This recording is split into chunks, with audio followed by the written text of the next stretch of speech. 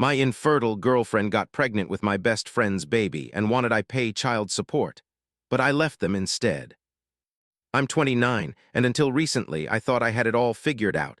A stable job, a girlfriend I loved, and a best friend I'd known since childhood. But life has a way of showing you how wrong you can be about the people closest to you. Larry, I'll call him best friend, and I were inseparable growing up. Picture two kids riding bikes down every dirt road in town, sharing dreams about starting businesses together, getting into the same kind of trouble. Through every scraped knee, failed test, and broken heart, we were there for each other. We weren't just friends, we were brothers in everything but blood. Our friendship survived all the typical teenage drama, girlfriends who came and went, family problems, academic struggles. When my parents went through a rough patch during my junior year, Larry's house became my sanctuary. When his dad lost his job, my family made sure he always had a place at our dinner table. That's the kind of friendship we had, or at least, that's what I thought we had. After high school, we went our separate ways for a while. I focused on building a career, while Larry bounced between jobs, never quite finding his footing. But when we both ended up back in our hometown, it felt like destiny. I had a decent job in finance and a modest apartment, while he worked various odd jobs, always talking about his next big break. We fell back into our old rhythms, regular drinks at the local bar, sharing stories about our time apart, watching games together on weekends. Looking back, I should have noticed how often he'd forget his wallet or need to borrow money until payday. But when you've known someone your whole life, you tend to overlook the small things. Then I met my girlfriend, Nicole, at a house party through mutual friends about 2 years ago. She had this magnetic quality about her, charismatic, funny, with a gentle spirit that drew people in. She actually listened when I spoke, asking thoughtful questions instead of just waiting for her turn to talk. Our relationship progressed naturally and quickly. We started with walks around the neighborhood, casual dinners at local spots, quiet movie nights at my place. She fit seamlessly into my life, getting along with my friends and family. Before long, we were spending most of our time together, though we kept our separate apartments. Larry seemed supportive, often joining us for group activities or dinner. Everything seemed perfect, except for one detail that would later prove crucial. She claimed she was infertile. She brought it up one evening while we were discussing future plans, mentioning it so casually that it seemed impossible to doubt. According to her, doctors had diagnosed her with a hormonal condition that made conception nearly impossible. She spoke about it with such conviction, even sharing stories about doctor visits and treatments she'd supposedly tried. I never questioned it. Why would anyone lie about something so serious? She used this medical condition in subtle ways, suggesting we didn't need to be as careful with protection, talking about how she'd made peace with never having biological children. Looking back, I should have seen how she used this to manipulate situations, but love has a way of blinding you to red flags. The first bomb dropped when Nicole announced she was pregnant. Given everything she'd said about being infertile, my initial reaction was a mix of confusion, disbelief, and even a touch of joy. She brushed off my questions with vague statements about medical miracles and doctors being wrong.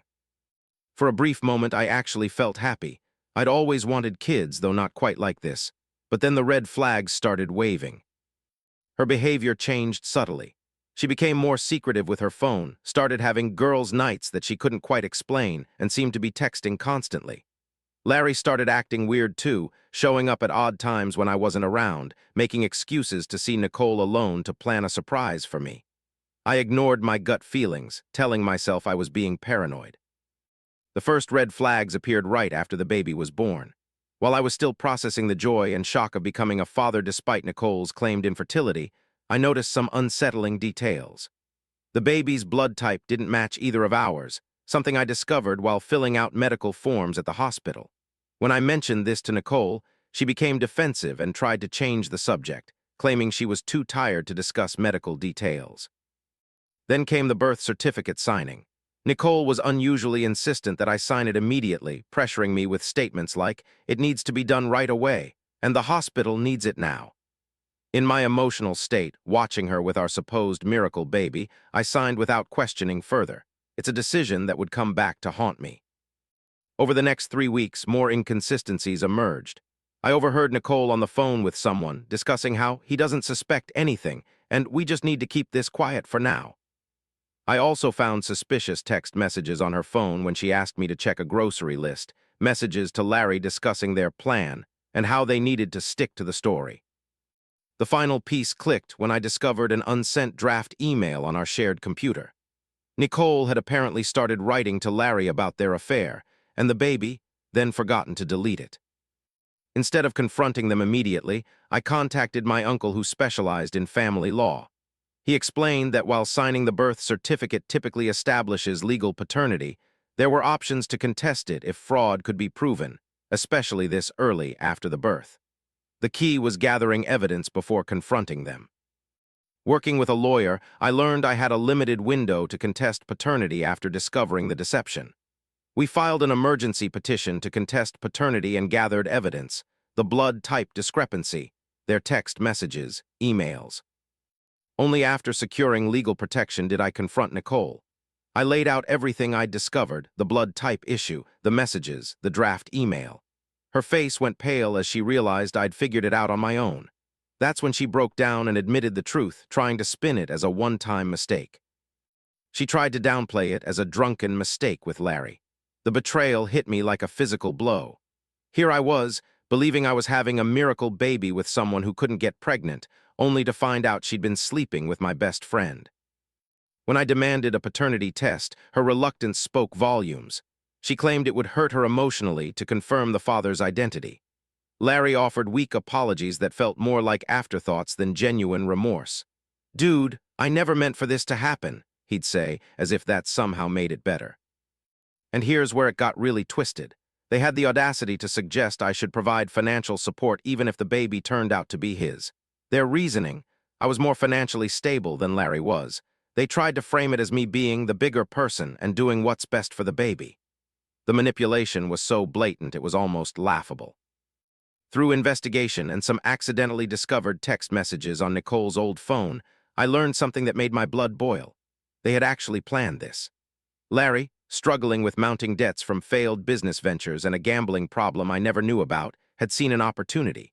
He knew I was doing well financially, and together with Nicole, they'd concocted this scheme to secure ongoing financial support, regardless of who the father was. I found messages between them discussing how they could share the child's support, with Larry potentially getting a cut of whatever I would provide. They had calculated everything, from timing the pregnancy announcement to manipulating mutual friends for support. They even discussed ways to ensure I'd sign the birth certificate before raising any doubts about paternity. The level of premeditation was staggering. I also discovered that Larry had been in deeper financial trouble than anyone knew. He had gambling debts to some dangerous people, failed business ventures that he'd hidden from everyone, and a mountain of unpaid loans. He saw my stable job and growing savings as his ticket out of the mess he'd created. The pregnancy wasn't just about child support. It was his desperate attempt at a bailout. We moved quickly, filing for an immediate court order for a paternity test, along with a cease and desist letter regarding any attempts to name me as the father on official documents. The letter specifically cited their text messages planning to exploit child support laws for financial gain. Their reaction was telling. Larry immediately backed off, while Nicole became even more aggressive in her demands. During the legal proceedings, more details about their scheme emerged. They had been planning this for months, with Larry coaching Nicole on how to manipulate me emotionally. They had even discussed ways to pressure me into marriage before the baby was born, believing it would strengthen their claim on my finances. The depth of their betrayal seemed bottomless. My attorney was thorough, documenting every manipulation attempt, every lie, every financial discussion between them. She built a case that not only protected me from their immediate schemes, but also created a record in case they tried anything similar in the future. We filed motions to ensure I couldn't be listed as the father without my consent and documented Nicole's lies about infertility as evidence of her pattern of deception. The day we got the paternity test results confirming I wasn't the father, I felt an overwhelming mix of relief and anger. The relief was immediate. I wouldn't be legally tied to their manipulation for the next 18 years. But the anger, that took longer to process. These were people I had trusted completely, who had calculated and planned to exploit that trust for financial gain. But my attorney advised me to keep documenting everything, and she was right. They made one last desperate attempt to pressure me, this time through Nicole's family. Her father, unaware of the full story, tried to guilt me into doing the right thing. They had fed him a sanitized version of events, painting me as the villain who'd abandoned his pregnant girlfriend. That's when I decided to go nuclear with the truth. In a certified letter drafted by my attorney, we laid out everything. The proof of their affair, their documented plans to exploit child support, Larry's financial motivations, and Nicole's lies about infertility. We included screenshots of their text messages discussing how to manipulate me, witness statements from people who'd seen them together, and bank records showing suspicious transfers between their accounts. The aftermath was intense but satisfying. Larry, faced with exposure of his financial schemes and the possibility of his gambling debts becoming public knowledge, left town practically overnight. Nicole's family, finally seeing the full picture, stopped their pressure campaign. Her father actually called to apologize, saying he had no idea about the extent of their deception. Mutual friends who'd been fed lies about me, abandoning them, came forward to apologize after learning the truth. Some shared additional information about times they'd seen Larry and Nicole together, but hadn't known how to tell me. Others admitted they'd suspected something was wrong but hadn't wanted to get involved.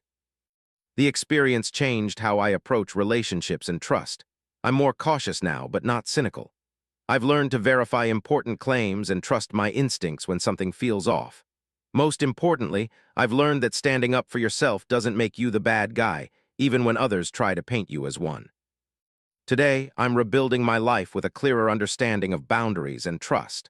I've strengthened relationships with friends who stood by me and developed a healthy skepticism about people's motives. I focused on my career, hit the gym regularly, and started building genuine relationships based on honesty rather than manipulation. I still hear updates about them occasionally through mutual friends. Larry is struggling with multiple jobs, trying to make ends meet and dodge his creditors. Nicole moved in with relatives, still dealing with the pregnancy and the fallout of her lies. But their problems are no longer mine. I've moved forward, focusing on building a better life for myself. Sometimes people ask if I'll ever forgive them.